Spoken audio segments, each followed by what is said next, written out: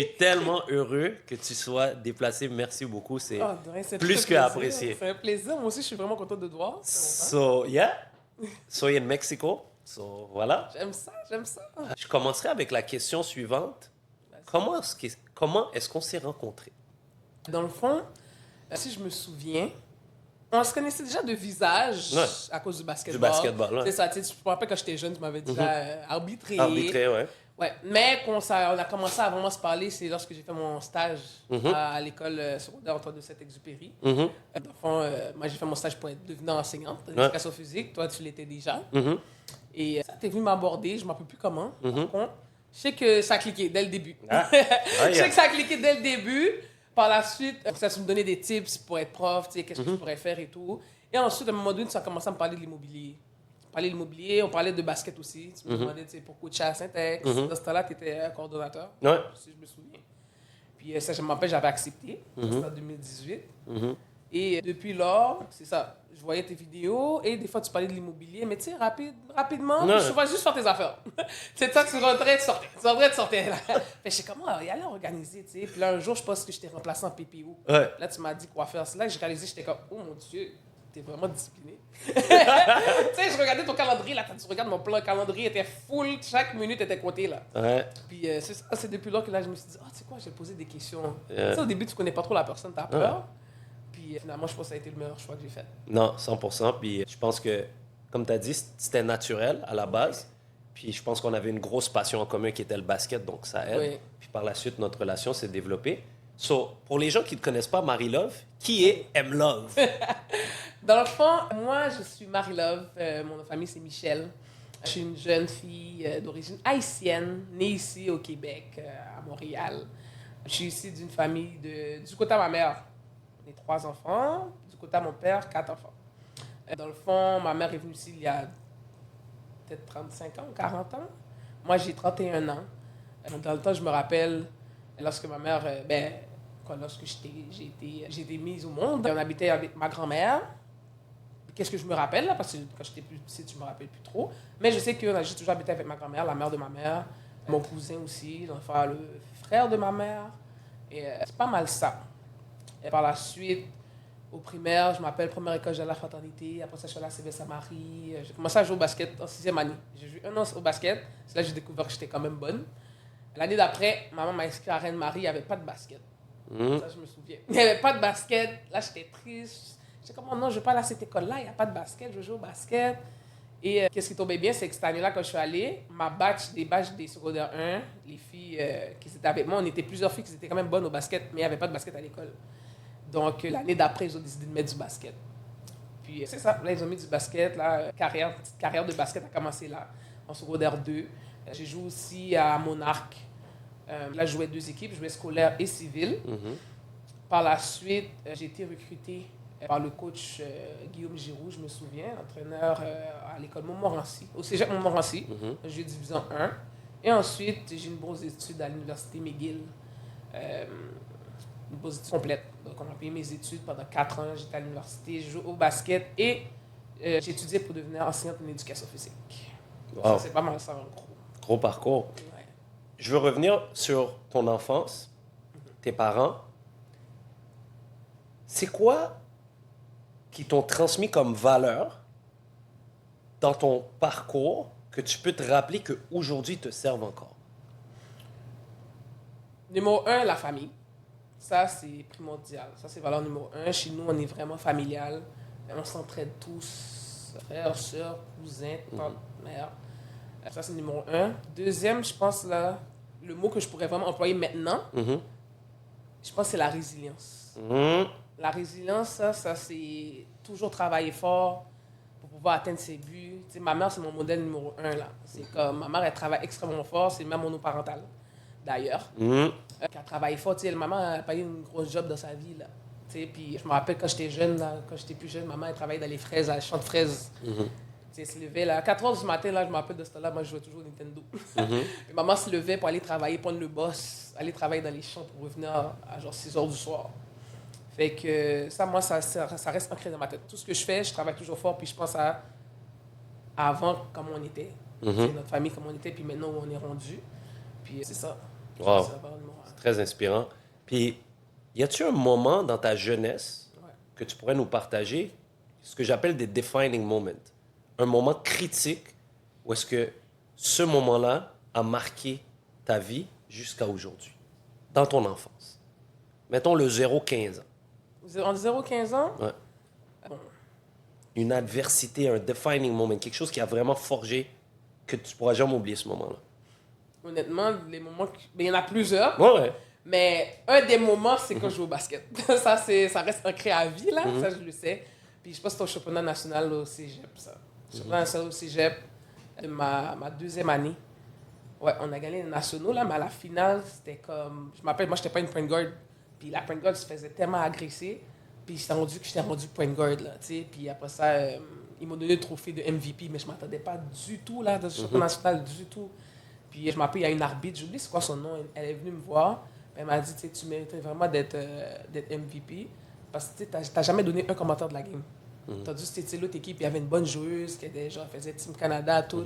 Mais tout le long, elle critiquait les arbitres, elle critiquait les coachs, elle se fâchait tout le temps. T'sais, moi, j'ai jamais dit un mot, j'ai juste joué ma game. Puis je pense que ça se transmet dans ma vie aussi de tous les jours. Fait que je fais ce que j'ai à faire, puis that's it. Non, c'est ça. Puis tu viens de toucher un bon point où est-ce que je voulais aller. C'est quoi que le basketball t'a transmis et le sport que tu appliques dans ta vie aujourd'hui comme femme d'affaires, comme enseignante? C'est quoi que tu as retenu? Numéro 1, je pense vraiment, là, c'est la discipline. Ça serait numéro 1. Discipline, travail d'équipe. Il y a plusieurs valeurs. Travail d'équipe aussi, parce que, tu peux pas jouer tout seul. Même si tu es le meilleur joueur du monde, le match est 55. Tu as même pas beaucoup de points, ça va rien changer. Fait que, tu sais, c'est travail d'équipe, discipline. Ça, je pense que c'est les meilleures choses que le basket m'a appris. De toujours travailler fort, puis toujours penser à un but. On pensait toujours, tu sais, des pratiques pendant l'été, là, en août, là. On souffrait, là, le pre-season. Tu souffres, tu vas courir les montagnes, tout. Je me rappelle, c'était quelque chose, là, tu sais. Mais là, on revenait toujours dans notre tête, c'est pourquoi, au mois de mars, on veut gagner. Au mois de mars, on veut gagner. Puis, mois de mars, c'est combien de temps après, tu sais? Hey, c'est ça. C'est 7-8 mois après, là. Surtout à l'ère d'aujourd'hui, puis surtout avec les jeunes, que, tu sais, tout est instantané, Amazon, Uber, you know? Ouais. De commencer un travail au mois d'août qui est ardu, qui est tough, Exact. pour te projeter dans 9 mois, qui est un championnat provincial ou national dans ton cas, ça prend de la résilience. Exactement. Ça prend un why qui est assez fort. C'est ça. Selon toi, les jeunes qui jouent, on prend le basket parce que c'est ce qu'on connaît, non? C'est quoi la plus grosse adversité qu'ils ont aujourd'hui à justement se projeter à faire des sacrifices à long terme? Selon toi, qu'est-ce que tu vois? Tu es encore dans le milieu. What do you see? Qu'est-ce que je vois là? Le plus gros défi, je pourrais dire aussi, tu sais, c'est que de nos jours, je pense que c'est peut-être à cause de Internet ou qu'est-ce qu'ils voient, les jeunes pensent qu'ils vont avoir le résultat demain. C'est ça, ils pensent que le résultat, là, c'est demain. Comme là, je m'entraîne, demain, je dois être bonne. Mais est-ce que tu viens aller workout le matin? Est-ce que tu fais le plus?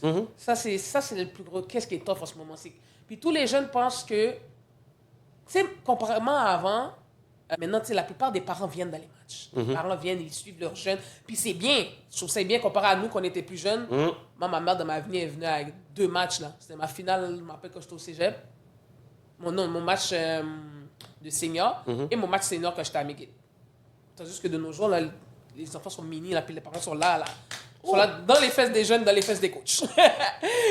Puis c'est fou parce que là, je viens de penser, ta mère est venue 2 fois, puis tu as joué comme 500 games minimum. Ouais. C'est pas plus. Ma mère est venue à 0.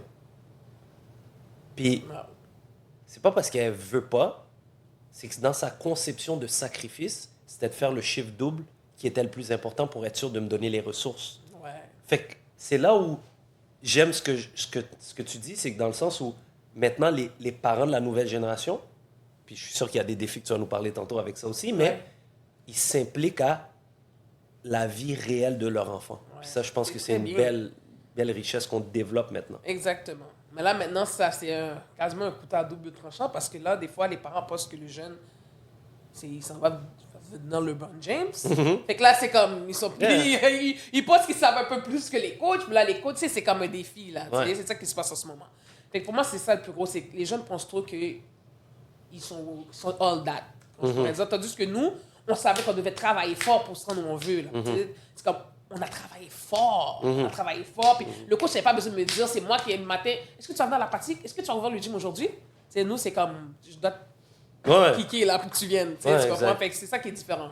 Dans le temps, là, c'était tout le monde, on attendait devant le gym que le coach vienne. Mais si c'est en retard 1 heure, on va attendre. Dans le crédit, on va attendre que le coach vienne. Donc maintenant, on doit plus pousser. Là, il y a quand même des jeunes que par eux-mêmes, ils viennent. Mais je pense qu'il y en a un peu moins que dans le temps. Dans le temps, là, c'était comme... On aimait ça sortir de chez nous juste pour ça. Maintenant, tu sais, le téléphone, ils aiment ça rester dans leur selle. Il y a tout ça. Tu sais, j'ai pris ma retraite, comme tu le sais, en 2022. Oui. En janvier. Puis, tu sais, j'avais instauré, par manque de plateau, puis tous les défis qu'on a en éducation, puis on va l'aborder tantôt, j'avais commencé à exploiter les plages horaires du matin. Ouais. Donc, j'étais celui qui venait ouvrir à tous les jours à 5h45 pour qu'à partir de 6h, un jeune puisse s'entraîner de 6 à 7h30, prendre son snack, sa douche, puis commencer les cours à 8h. Puis, je coachais juvénile division 1 et je l'offrais, je ne l'imposais pas. Très peu de jeunes venaient. Très peu de jeunes étaient prêts à faire ce sacrifice-là. Pourtant, quand c'était le temps de leur temps de jeu, là, ils sont prêts à revendiquer. Tu comprends? Exactement. Donc, c'est là que je voyais le comme, OK, mais ton work ethic est là, mais tu veux ça. Fait que là, ce que je disais, c'est, j'ai pas de problème. On va choisir. Soit on va raise le work ethic, ou soit on va diminuer les attentes. Ouais. Parce qu'on peut pas rester de même. Ça fonctionnera pas. Fait que je pense que ça touche à ce que tu dis. Puis, je trouve ça cool de voir qu'il y a, oui, malgré qu'il y a des défis, il y a encore cette culture-là le matin, que les jeunes viennent s'entraîner. S'il y a un des legs que je suis fier, c'est cette culture-là que, in this school, it's a mindset, 6 a.m., muscu, basket. Qu'est-ce qu'il y a? Là encore. Puis ça, c'est quelque chose que je suis fier d'avoir laissé. Puis de te voir, toi, maintenant, évoluer là-dedans, je me dis, wow, tu as utilisé ton basketball, là, tu es rendu enseignante, je pense que tu t'occupes aussi du programme toujours de basket, du sport-études, etc. Pour moi, c'est une fierté. Parce que je t'ai vu arriver avec cette énergie-là et ce désir de poursuivre la mission, puis de voir que qu'est-ce que j'ai commencé, il y a d'autres mondes qui continuent à le faire. Fait que ça, pour moi, c'est « it's beautiful, keep doing it ». Oui, le basket, oui, être prof, mais Marie-Love fait d'autres choses. J'aimerais que tu nous parles de ce que tu fais à l'extérieur de l'école. Dans le fond, moi, qu'est-ce que je fais d'autre? Ça, c'est business. À part, je fais les cheveux. Ça, c'est... Je coiffe, dans le fond, depuis que j'ai l'âge de à peu près 13-14 ans. J'avais commencé avec mes amis, au début. Puis là, il y a un de mes bons amis qui était comme, tu dois faire une page Instagram. Au début, j'étais comme, mais non, moi, je suis jamais sur Instagram. Ça venait de commencer, là, les réseaux sociaux. Il était comme, essaye, tu sais. Là, je suis comme, OK, je vais essayer. Puis là, j'ai fait une page Instagram et tout. Puis après ça, ça a explosé, là. Ça a explosé. Puis là, j'étais comme, oh mon Dieu, où je vais accueillir tous ces gens-là pour les coiffer, tu sais. Puis là, je me rappelle, on avait déménagé. J'avais trouvé un petit coin. Un petit coin chez nous, proche du balcon. Là, j'ai commencé à faire des cheveux, là. Là, je me suis dit, là, j'ai commencé plus à penser à côté business-wise. L'entrepreneuriat. Ouais, c'est ça, l'entrepreneuriat. Puis ça, c'est pas quelque chose qu'on m'avait appris en tant que tel. Non, clairement pas, ils nous apprennent pas ça. C'est ça, tu sais, on m'a pas appris ça, c'était juste là. Même quand je le faisais, j'avais pas encore réalisé que c'était ça. Fait que, tu sais, ça a commencé comme ça. Puis là, par la suite, ça a fait des cheveux. Mais là, tu sais, je jouais au basket en même temps. Fait que là, il y a plusieurs personnes qui disaient non, parce que j'étais comme, j'ai pas le temps. Mais, qu'est-ce qui était bon, c'est que, tu sais, moi, je suis quelqu'un qui, comme, j'étais flexible, là. Tu sais, fait que je me trouvais, même si c'était tard le soir, je suis comme, mais tu sais, 9h du soir, je vais faire un cheveu. Dans ce temps-là, là, on va dire des tresses, là, c'était 30$, mais $30, là, il y a 10 ans, c'était quelque chose. Yo! Trust me, ce 30 gouttes-là, t'en avais besoin. Tu comprends? Fait que là, c'est ça, je faisais ça. Puis, tu sais, le fait que je joue au basket, je pouvais pas travailler beaucoup, là, tu sais. C'était temps partiel, / une journée, semaine, même pas, là. Fait que moi, ça m'aidait beaucoup, là. Je joue au basket. Puis malheureusement, ma mère, elle pouvait pas me donner de l'argent comme ça, là. Tu sais? Donc, c'est ça. Puis, qu'est-ce que je fais d'autre aussi? Je fais des événements. Des fois, j'ai une compagnie d'événements. Ça s'appelle Tout Somme Exclusive. On fait des événements, des soirées. Des soirées, on invite des artistes ou sinon des DJ. Ça peut être des événements de 50 à 1000 personnes, à 2000 personnes. Il y a aussi des live bands. Sinon, c'est pas mal ça. C'est vraiment inspirant, Marie-Love, pour 2 raisons, de ma perspective. Numéro 1, you're a businesswoman. I love it. J'ai pas encore de petite fille, j'ai un petit garçon, mais je souhaite que plus de femmes puissent s'identifier qui sont capables de faire des affaires et de faire de la business. Et que l'entrepreneuriat, c'est possible. Parce que quand j'étais prof puis j'en parlais à mes élèves, je voyais que le regard des filles était comme, je comprends ce que tu me dis, mais you know, you're not a woman. Fait que de le voir chez toi, je trouve ça magnifique. Et numéro 2, c'est souvent un prof, vu qu'il a été à l'école, il a eu son bout de papier, il est retourné dans l'école, il ne connaît que ça. Et il est comme fixé à son identité de seulement être prof. Alors que toi, tu t'es laissé la peine de laisser sortir l'entrepreneuriat et de te découvrir à l'intérieur de ça. Donc, je trouve ça magnifique de voir que, yes, you're a teacher, you're a great teacher, mais tu peux faire autre chose. Oui, clairement. Mais ça c'est... Comme je disais, tu sais, moi, j'ai vu ça parce que j'ai d'autres... La plupart de mes amis que je connais depuis que je suis jeune, la plupart, c'est ça, là, tu sais, ils sont entrepreneurs. Fait que j'ai vu autre chose. Fait que je suis comme, comment je peux faire pour... Tu sais, un peu comme toi, tu faisais un peu les deux. Là, je peux faire les deux. Tu peux beaucoup les deux. C'est ça, tu comprends, tu sais? Puis là, tu sais, à un moment donné, t'es comme... Tu sais, des fois, j'écoutais des vidéos, puis on est comme, on veut être entrepreneur, mais tu sais, il y en a qui veulent juste entrepreneur, tu sais. Moi, je suis comme, mais si je fais les deux, ça va être mieux. Tu sais, si je calcule mon temps, tu sais, pour le moment, c'est sûr qu'à long terme, à un moment donné, c'est comme ça devient trop, là. Non? Mais c'est là qu'il vient la discipline et maintenant, c'est plus... Tu sais, maintenant, je recalcule ça comme ça, en regardant des podcasts, tout ça. Puis là, je vois que c'est pas mes doigts, c'est pas mes mains là, qui font de l'argent. Tu comprends? Il faut s'arranger pour que l'argent travaille pour toi. Il faut que je dors. Ça, c'est toi, je pense, qui me l'avais dit à mon nez. T'es comme là, il faut que la chose se fasse pendant que tu dors. Parce que... Ça, c'est resté ancré dans ma tête. Non, mais si tu collectes pas pendant que tu dors, tu dois ouvrir les yeux à chaque matin et aller chase l'argent. Ouais. Which is the rat race. Alors que le jour où tu collectes, tu dors, l'argent travaille, tu te lèves, tu vis.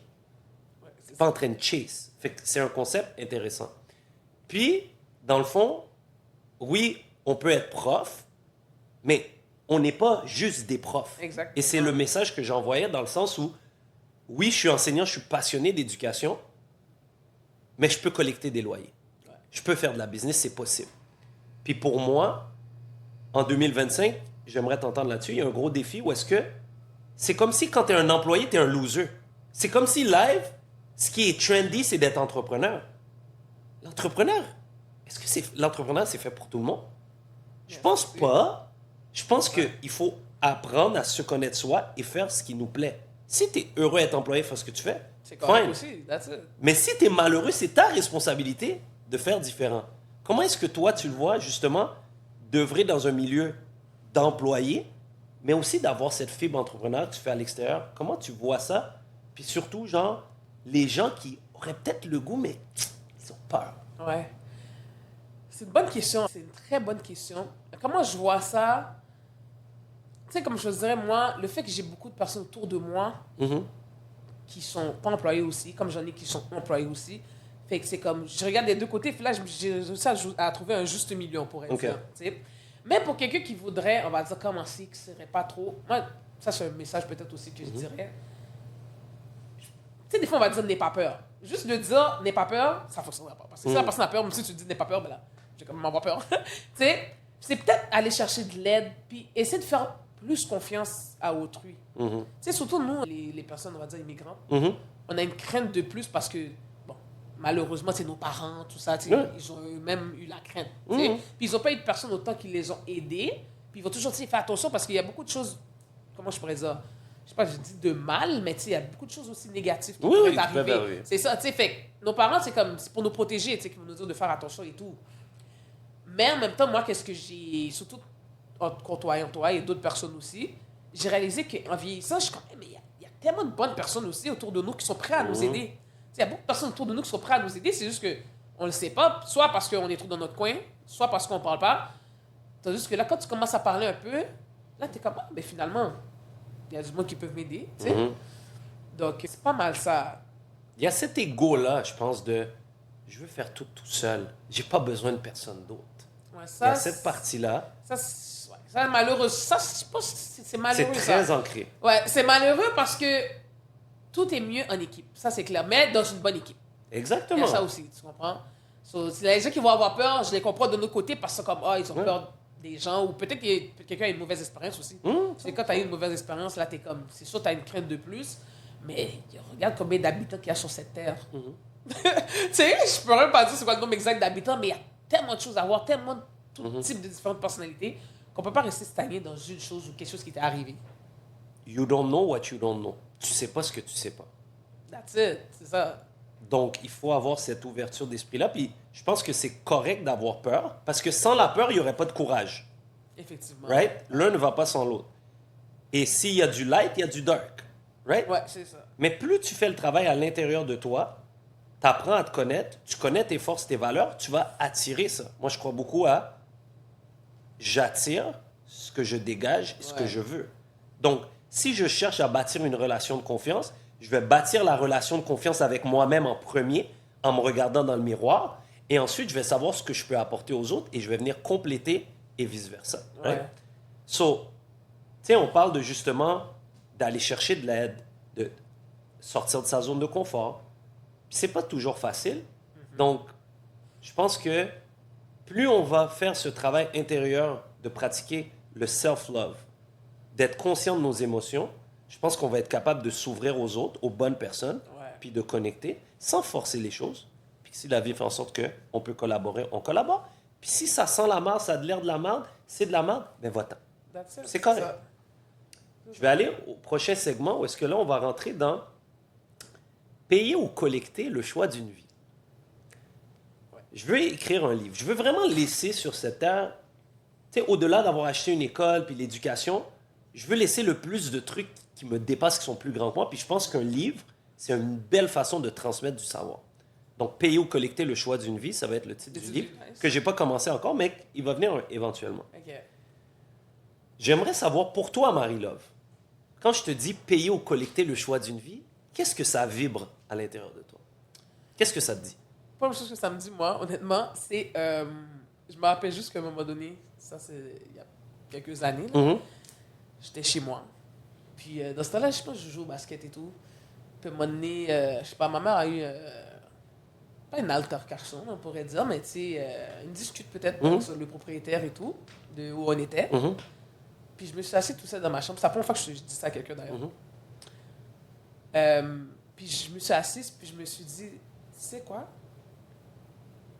Je vais jamais payer un loyer de quelqu'un. Je vais jamais payer un propriétaire, moi. Moi, personnellement, Marie-Love, je ne paierai jamais un propriétaire. Moi, c'est ça qui est sorti quand tu m'en parles. Puis là, ça me fait penser à quand je m'étais dit ça. Puis là, j'étais comme, non. Moi, je vais être chez moi, quelque chose qui m'appartient à moi. Parce que, comment je pourrais dire, tu sais, nous, en crème, on va dire ce fréquent-là, mais je ne prenais pas dans la main quelqu'un. Tu sais, c'est une chose d'expression qu'on dit là, c'est ça. Là, je suis comme, non, jamais. Jamais. Fait que ça, je veux pas être dépendante de ma sécurité de quelqu'un d'autre. Exactement. Fait que c'est ça. OK, nice.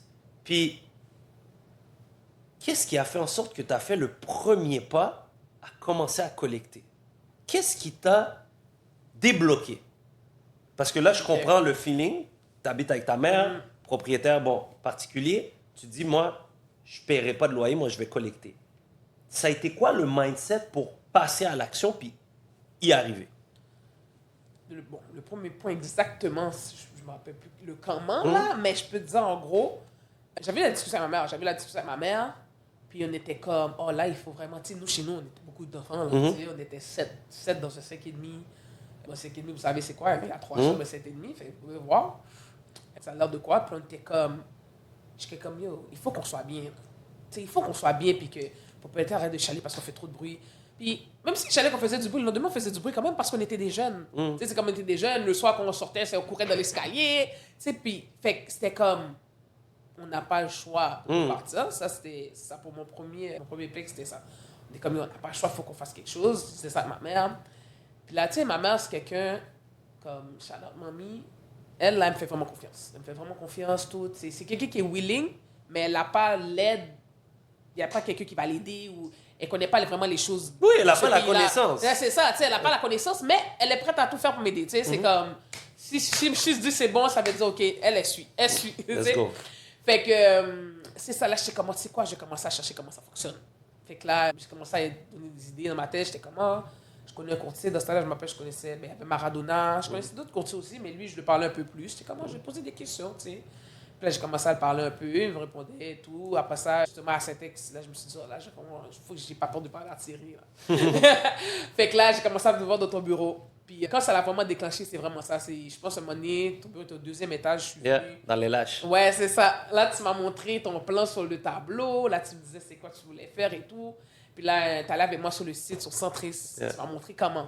étape par étape. Je vais montrer comment chercher. Je disais, si tu veux chercher ci, tu cherches ça et tout. Là, j'étais comme, OK. Mais qu'est-ce qu'on devrait acheter en premier? Tu sais, si ma mère, on va acheter ensemble, qu'est-ce qu'on devrait faire? Puis là, parce que des fois, moi, j'étais comment? Peut-être une familiale, parce que c'est ça qu'on entendait. Mais là, quand on a regardé dans Centris, déjà les prix à Montréal. Fait que, wow! Fait que là t'es comme, non, la meilleure idée, c'est un plex. Là, j'étais comme, OK, mais même si tu me disais un plex, dans le temps, j'étais comme, un plex. Je disais, ouais, où j'habitais, moi, c'était un duplex. Là, j'étais comme, OK, c'est comme où j'habite, tu sais, comme tu sais pas. Ouais. Puis là, c'est ça, là, tu m'as suggéré, tu sais quoi, tu peux venir faire une visite avec moi si tu veux. Mais des visites, là, j'étais comme, ouais, pourquoi pas. Puis là, ça, les prochaines visites, je sais pas, tu m'as envoyé l'adresse, tout. Puis là, je suis venu pour de vrai. Puis là, à un moment donné, je me rappelle, tu t'es assis avec moi, tu dis, Marlo, tu sais, il y a combien de personnes qui disent qu'ils vont faire puis qu'ils le font pas. Mais là, comme t'es venu, ça a commencé comme ça.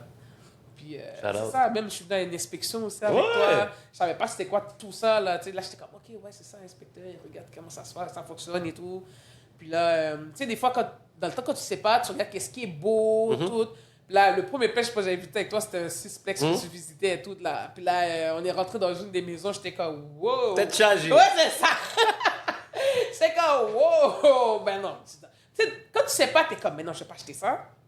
Mais là, maintenant, là, c'est notre affaire. Là, je sais comment je calcule les choses, je suis comme, ça veut rien dire, tu sais, commencer, ça pas ça. De toute façon, c'est des locataires qui habitent là, tu sais. Exactement. Je pense que le défi, initialement, c'est que les gens, ils achètent un immeuble. OK, oui, propriétaire occupant, tu veux habiter dedans, bon, tu peux rénover ton unité, mais si je prends juste l'investisseur, quand il visite un logement, il s'imagine que c'est lui qui va habiter dedans. Ouais, c'est ça. Alors que c'est pas ça. Ouais. C'est le logement que tu vas offrir à tes locataires. On veut leur offrir des bonnes conditions et tout, mais tu sais, quand tu visites un immeuble, tu me dis, ah, j'aime pas la couleur de la cuisine. C'est ça, faut que tu vois. Mais maintenant, au début, la première fois, c'est sûr, je suis comme, oh non, c'est pas beau. Mais maintenant, oublie ça, là. Tu sais, là, comme, là, maintenant, mes visites, là, quand j'arrive, c'est automatiquement, là, c'est. Je regarde même pas c'est quoi la couleur. Au début, je sais déjà qu'est-ce que je vais faire. Je suis comme, OK, ça ici, la cuisine, ça va être comme ça. Oh, la toilette, ça va être comme ça, comme ça. OK, la chambre, je peux faire ça. OK, c'est bon. C'est que tu shifts ton mindset de je vois plus ce qui est devant moi, je vois qu'est-ce que je peux créer. Exactement. Puis souvent, je te disais, ou peut-être que tu l'as entendu après, mais my biggest mindset in real estate was this one. We turn shit into gold. Why? Because we started with nothing. I have to take that shit, work to create that value, to bring it to gold. Ouais. Je ne sais pas sur 5 millions où est-ce que j'achète des immeubles neufs, rénovés, là. Je crée cette valeur-là. Et en créant cette valeur-là, là, je me donne des moyens d'avancer. Exactement. Donc, ton premier immeuble, c'était un duplex. Ouais, duplex avec Bachelor. Puis je t'avais dit, Marie-Love, il y a un glitch. Si tu achètes un duplex propriétaire occupant, tu peux mettre 5% de mise de fonds, mais ton bachelor, ça devient un troisième. Ouais. Donc là, la collecte devient encore plus intéressante. Puis, je sais pas si tu te souviens, mais quand j'étais venu visiter Ouais. ton petit frère, OK. il avait sa propre chambre pour la première fois, je crois. Ah ouais, mes frères, ouais, mes deux frères, ouais. Tes deux frères. I was so proud. Parce que tu as réalisé quelque chose qui te dépasse. Pas juste le fait d'être propriétaire puis je vais faire ce que je veux. Tu as offert à ta famille une opportunité d'avoir une meilleure qualité de vie. How did you felt yourself when you did it? Honnêtement, c'est... Les mots pourraient même pas décrire. Les mots pourraient même pas décrire parce que c'est quelque chose... Tu sais, quand c'est en dedans de toi, puis c'est comme... Waouh, enfin. Comme je te disais, tu sais, mes deux petits frères, on faisait tellement du bruit, puis eux autres aussi, tu sais, où on habitait avant, puis que les propriétaires, ils parlaient tout le temps et tout. Puis là, maintenant qu'il y a personne qui peut nous dire quoi que ce soit, c'est comme une délivrance quasiment, là, tu sais. Puis ça, je dis comme... Shout out à ma mère parce que we made it, puis on n'a pas fini. Ah, on n'a pas fini? On n'a pas fini. On n'a pas c'est fini. le début, là, tu comprends? Puis c'est ça. Puis parle-moi du feeling, la première collecte du premier du mois, le feeling que tu as eu quand le premier du mois, là, on t'a payé. Comment tu t'es senti? Honnêtement, là... C'est ce que je te dis, il n'y a pas mot qui décrirait ça. Bon, toi, tu dis ça, je vais expliquer la situation. Dans le fond, le logement où c'est 5,5. Puis, c'était la mère de l'ancien propriétaire qui était là, si je me souviens. Fait elle paye le 5,5 $600. Là, je me rappelle qu'on avait acheté, j'étais comme, oh mon Dieu, $600 à 5,5, comment je vais faire? Tu sais, tu te dis, c'est pas assez, là, on est comme, oh mon Dieu, comment on va faire? Tu sais quoi? Go for it. Le 1er août, ça c'était pendant l'été, au mois de juin à peu près, 1er août, elle a cogné à ma porte. Puis là, j'ouvre la porte, je dis, oh, oui, salut madame. Elle dit, Marie-Love, je m'en vais. Là, j'étais comme, Je dois vous en aller. Là, elle dit, oh oui, je m'en vais, tu sais, t'es jeune. Ça serait bien, si j'ai parlé à mon fils, je vais déménager, je te laisse le logement. Comme ça, tu pourras le louer à un prix qui fait un peu plus de sens. Je suis comme, oh mon Dieu, je regardais dans le ciel, je dis, oh merci Seigneur. Tu sais, t'es comme, merci Seigneur. Après ça, peinturé, tout. Puis là, ça, je l'ai mis à le prix du jour, tu sais. C'était combien, mettons 600, puis là, tu l'as Ouais, remis il y a 5 ans, fait que j'ai doublé, je l'ai mis à 1200. 1200. Ouais. Incroyable. Ça, il y a 5 ans. Puis, je veux juste que tu comprennes comment que le fait d'avoir passé à l'action t'a amené à réaliser ça. Parce que, initialement, si tu étais resté sur juste « Ah, ben là, c'est pas rentable, il est juste 600. » C'est que plusieurs personnes font présentement, tu comprends? Énormément! Ils vont voir cette crainte-là, tandis que Dieu fait les choses d'une manière que ça va venir à toi, tu comprends? Ça va venir à toi comme ça, que je me lève un matin puis qu'elle frappe à ma porte pour me dire que ça va par elle-même. Wow! C'est un blessing. Tu comprends? C'est un gros blessing. Comme, les choses viennent par eux-mêmes, tu sais, c'est comme, fais du bien, le bien va venir. There you go. Puis je pense que ton côté spirituel, c'est là qu'il ressort, même dans ton immobilier, dans tes entreprises, où est-ce que you trust what's inside of you, you're honest avec tes valeurs, puis le reste va s'en suivre. Puis il y a de l'adversité, il y a toujours de l'adversité. Ça c'est sûr. Mais à la fin, le reward aujourd'hui, il est quand même incroyable. Et je pense que tu as fait une autre acquisition après ça. Oui, exactement. Parle-moi de ta deuxième acquisition. Ça fait pas longtemps. Dans le fond, c'était pas dans l'été. Deuxième acquisition, un autre plex, du plex avec bachelor. Que là, maintenant, j'ai décidé de mettre... tout est en location, à part le sous-sol, qui est en rénovation présentement. Ouais. Puis c'est là que j'ai vraiment réalisé avec cette deuxième acquisition-là qu'on peut faire grand. Puis tu peux faire plus. Quand je dis avec peu, du sens que il y a quelques années, j'aurais jamais cru. Même si on m'aurait dit, oh, tu sais, tu peux faire ça, j'aurais jamais cru. J'aurais jamais cru. Mais tu sais, tu le vois, parce qu'il y a d'autres qui le font, tu sais, toi, tu vas me dire et tout. Puis là, je me rappelle, un moment donné, je t'avais dit, OK, mais si je rachetais un deuxième, c'est quoi? Tu m'as regardé, t'es comme, le même process, Marie-Love. Comme, ah ouais? Tu sais? Mais en disant, des fois, il y en a qui vont stagner, t'achètes un, après ça, c'est comme tu stagnes. Mais oui, mais parce que t'es programmé à dire, tu sais, on t'a vendu, va à l'école, aie une job, achète une maison, puis ça s'arrête là. Fait que dans le Monopoly, comment ça marche? Ouais, c'est pas, j'en achète un. c'est plusieurs, c'est ça. Exact. Là, maintenant, t'es comme, ah, puis comme je dis, dès que t'en as un, c'est comme, ça coule avec le flow après, là. Tu sais, c'est beaucoup plus facile d'avoir les prochains.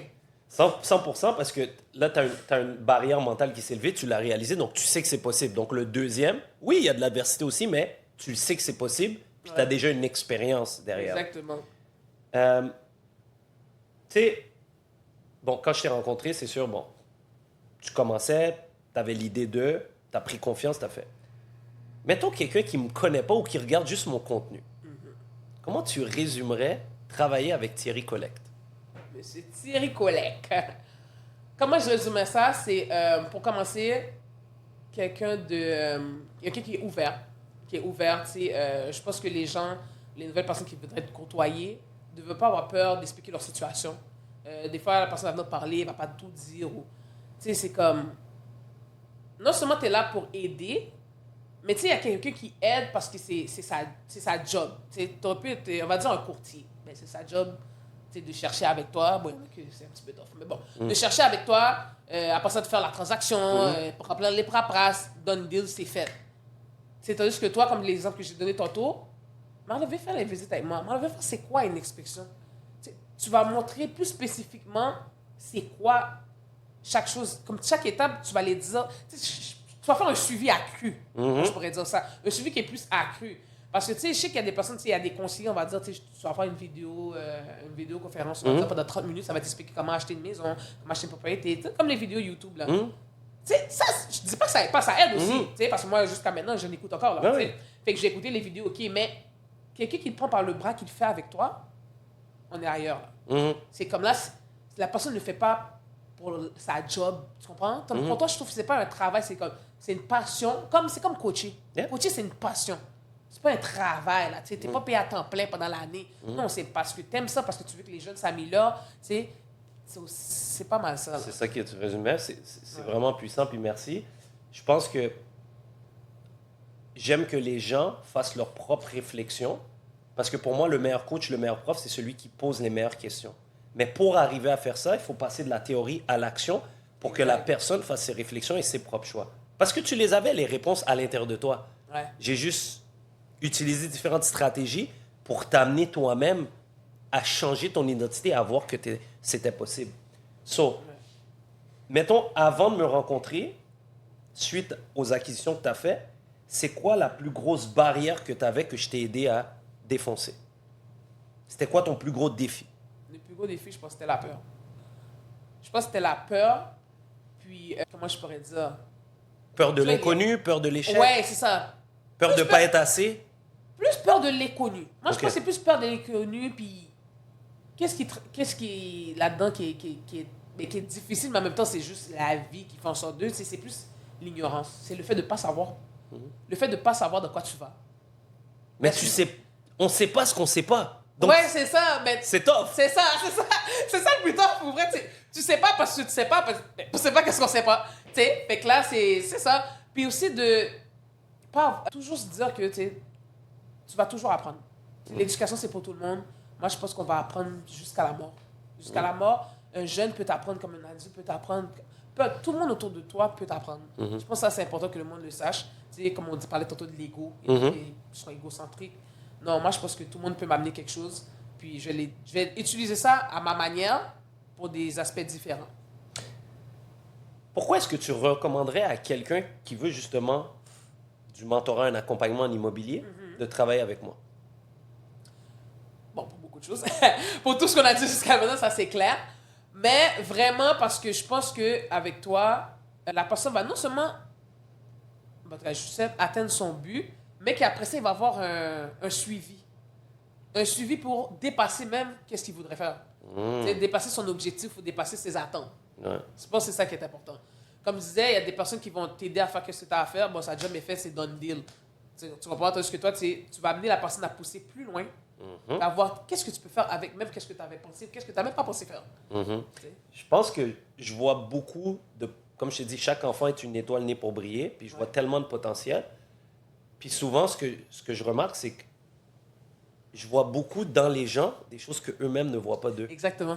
Puis juste le fait de lui dire « Hey, you're good, I trust you, you can make it », des fois, c'est juste ce petit leap-là que les gens ont besoin. Oui, tu as besoin d'accountability, de discipline, etc.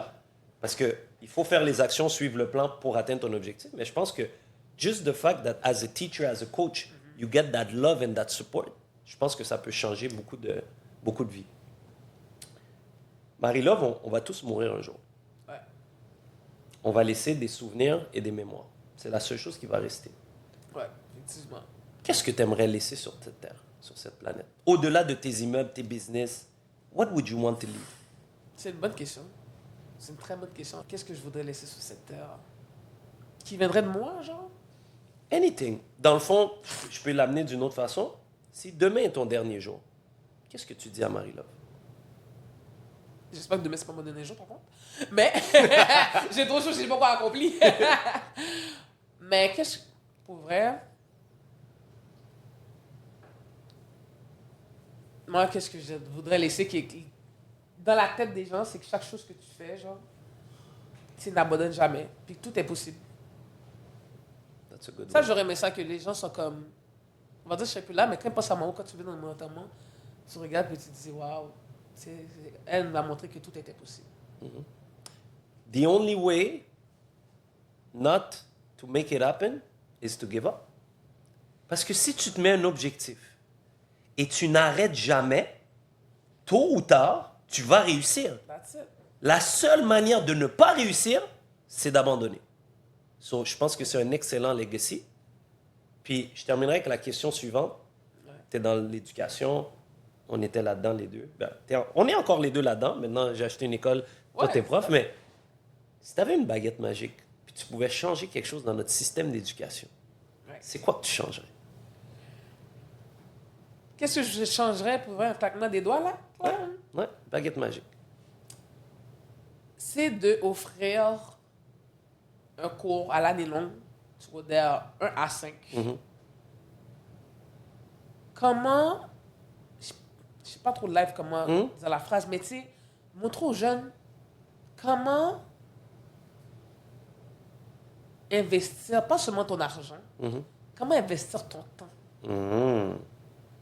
Je pense que ça serait the best. La gestion du... Pendant tout ton secondaire. C'est pas je donne seulement un cours en secondaire 1 pour secondaire 2, c'est fini, puis le jeune ne se rappelle plus. Là. Il y a un suivi. Parenthèse. Je demande à mes élèves, quand je donnais le cours sur le temps, est-ce que vous avez déjà eu un cours sur le temps, gestion du temps? Un élève qui lève la main, ben oui, monsieur Thierry, on a reçu notre agenda. Et là, je ris, puis je le regarde, je dis, OK. Puis après, ben, on écrit ce qu'on fait dans telle période. C'est pas ça. Ouais, c'est ça. Tu te lèves le matin, tu ouvres les yeux, tu as 24 heures par jour, 168 heures dans ta semaine.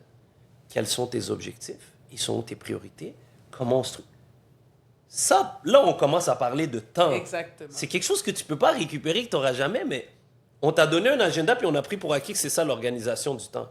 C'est pas ça. Il y a le volet financier, la cuisine, l'alimentation. Exactement. C'est tellement de choses, puis je me dis, puis ça change tout le temps, année après année, pour un jeune. Fait que si le jeune, il suit ça de secondaire 1 à 5, là, il va être capable, après, quand il est rendu dans la vie d'adulte, parce que, tu sais, le but, c'est de créer des citoyens, de créer des bons citoyens, tu sais. Mais après ça, quand on le laisse à lui-même, il sait comment organiser son temps, il sait comment être discipliné, puis qu'est-ce qu'il fait? Qu'est-ce qu'il fait? Quand tu finis le secondaire, là, tu arrives au cégep, là, tu es au cégep, là, tu travailles. Il y en a qui vont travailler au McDo, tu sais, travaillent des jobs, là, au Walmart et tout, à temps partiel. OK, cet argent-là, ils font quoi avec? Moi, je me rappelle, je payais mon téléphone. Après ça, j'ai eu ma première auto. C'est tout, là. Mais tandis que si quelqu'un m'avait expliqué, comme je vois la vie aujourd'hui, Seigneur, je suis rendu. Faut comprendre que le système d'éducation qu'on vit, il n'a pas été créé pour que les gens réfléchissent. C'était pour te conditionner à te dire quoi faire, comment faire. Donc, lorsque tu laisses la personne autonome maintenant, they freeze. C'est ça. Ils freeze avec leurs finances, ils freeze avec leurs objectifs, etc. Donc, je pense que tu as amené un bon point. Moi, je crois que notre système d'éducation, un des plus gros défis, c'est le suivant. On est en 2025, on est à l'ère de l'intelligence artificielle. Au lieu d'amener un cours d'intelligence artificielle pour leur montrer comment ça fonctionne, on a des comités pour trouver comment ils trichent dans nos examens. On s'entête à apprendre à des jeunes du par cœur alors qu'en 3 clics, ils peuvent tout savoir.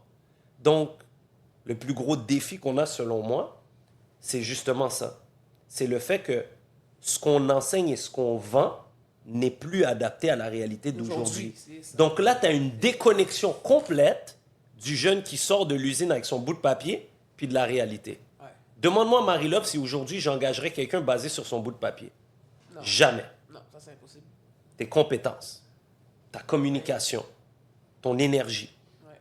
C'est tous des trucs, des life skills que je pense qu'on doit mettre du temps là-dessus. Comme tu sais, j'ai acheté l'école au Mexique. Ouais. On va amener l'anglais, le français, l'espagnol dès l'âge de 6 ans. On va parler d'argent dès l'âge de 6 ans. Il va y avoir une banque dans l'école où est-ce que les jeunes, dès 6 ans, vont apprendre les concepts. Nice. Tu veux des privilèges?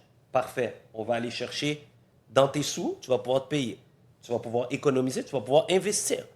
Dès l'âge de 6 ans, on va faire pousser nos fruits et légumes qu'on va amener dans l'école, qu'on va pouvoir amener dans la cafétéria. On va connecter avec les animaux, avec la nature. On va apprendre l'intelligence émotionnelle. Comment aimer? Bon, on ne m'a pas appris comment aimer. Ouais, moi non plus. Ensuite de ça, on veut aller plus loin. Oui, l'immobilier, l'intelligence financière. Comment contribuer à quelque chose d'au-delà de soi, puis d'être aligné? Comment on apprend à se connaître? C'est tellement important que je me dis que, waouh, si on reflippait le script, au lieu que on demande à un enfant de rentrer dans le moule, pourquoi est-ce qu'on ne moulerait pas à l'image de l'enfant? Mais pour ça, ça demande du travail. Ça demande des efforts. Tu dois sortir de ta zone de confort. Parce que c'est facile d'appliquer les mêmes choses que tu appliques depuis 200 ans. Mais si tu reflippes l'histoire et tu dis, hey, j'ai un diamant brut, je veux qu'il shine. Je le regarde, puis je le laisse croître à son rythme, à ce qu'il le plaît, dans les conditions qui sont favorables pour lui. Pas mes conditions favorables pour moi. Ouais. Donc, as a teacher, c'est ce que j'appliquais. Mes élèves choisissaient leurs propres notes sur leur bout de papier. Ouais. Pourquoi? Parce que je leur disais, tu sais, c'est quoi ton vrai examen? C'est toi qui te regardes devant le miroir. Puis surtout en éducation physique, c'est toi tout nu devant ton miroir. Si tu n'apprécies pas le corps que tu as, qu'est-ce que tu vas faire? Parle-moi de ton autonomie, ton engagement. La note sur le bout de papier, j'en ai rien à cirer. Ouais. T'as 70, t'as 80, t'es quoi, 10 points meilleur? Basé sur quoi? Je peux avoir un athlète division 1, il amène jamais ses trucs, c'est un paresseux.